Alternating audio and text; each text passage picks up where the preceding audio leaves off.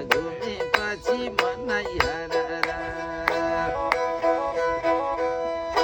गन्धर्वले दिएको हजुर आशीर्वाद लागोस्, हाम्रो सानो सानो बाबु नानीको जीवन हजुर सधैँभरि फलोस् अनि फुलोस्।